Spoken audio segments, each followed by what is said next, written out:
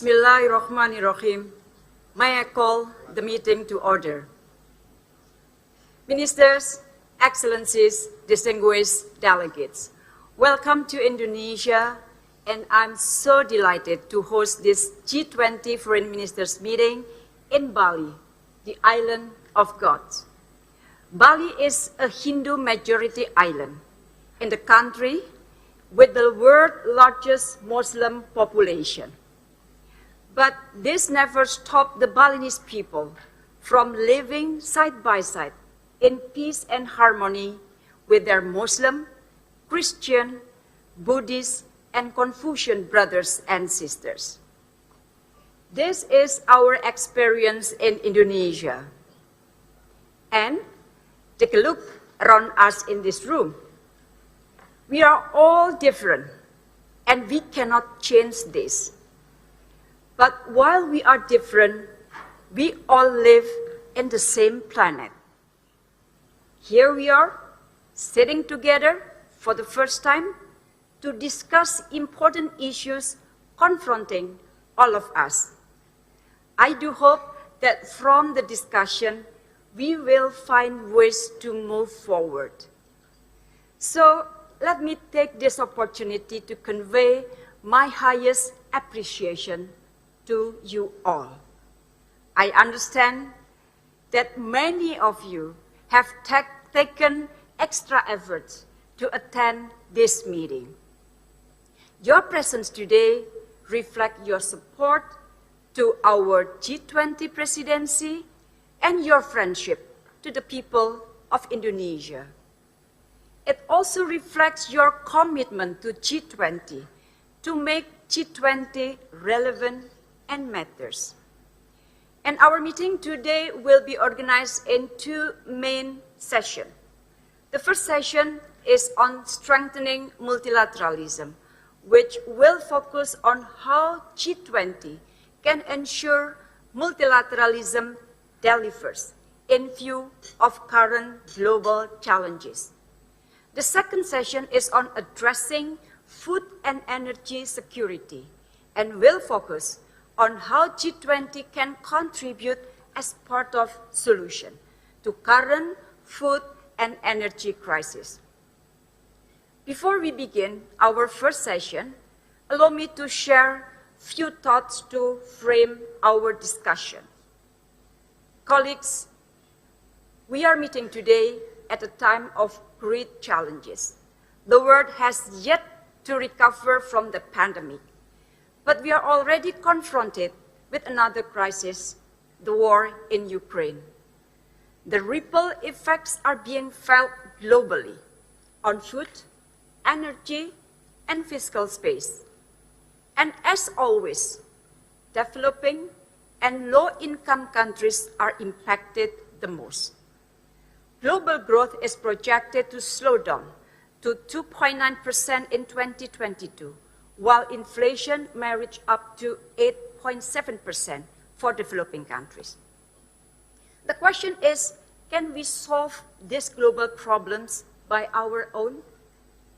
The answer is no.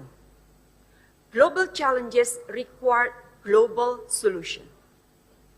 But honestly, we cannot deny that it has become more difficult for the world to sit together.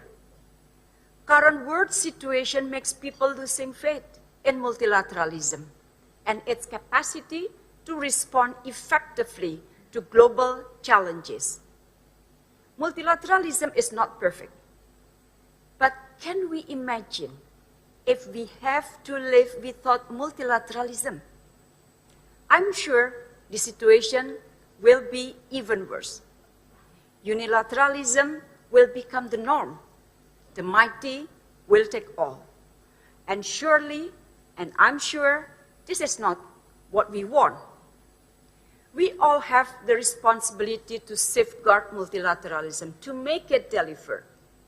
Multilateralism is the only mechanism where all countries, regardless of their size and wealth, stand on equal footing and are treated equally. The voices of all countries, big and small, north and south, developing and developed, must be heard.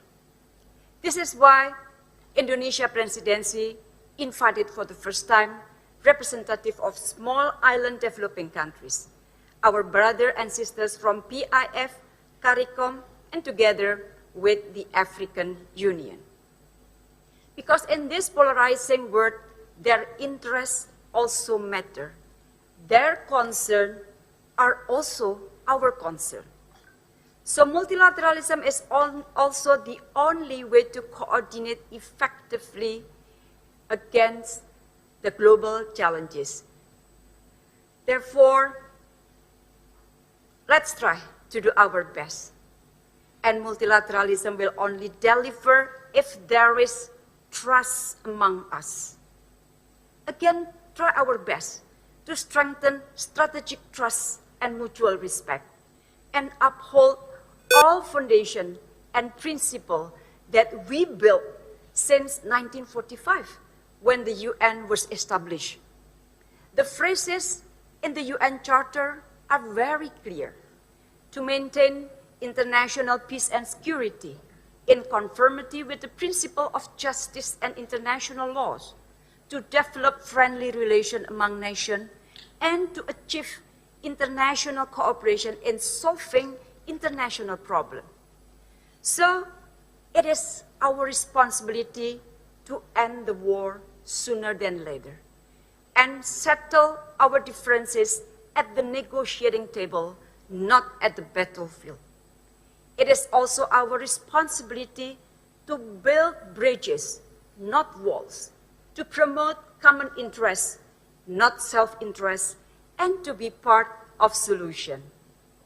On our part, my President Joko Widodo, held intensive communication with many of your leaders. He actively participated in many international events, including the G7 and Partner Country Summit, the BRICS Summit, and many more. He visited Kiev and Moscow just a week ago. Because peace and humanity are at the heart of our independent and active foreign policy as mandated by Indonesian Constitution. So we always stand ready to contribute to answer challenges we face today. At my level, I did the same. I had spoken to all of you to find solution to our challenges. I did not only bring the views of Indonesia, but also the voice and interests of developing countries. Like I said before, we believe in the importance of building bridges. Therefore, let us use this opportunity to discuss how we can build trust and ensure multilateralism deliver, how to give peace a chance, and how to prevent triple crisis from turning into a new global catastrophe. Excellencies, colleagues, the world is watching us, so we cannot fail.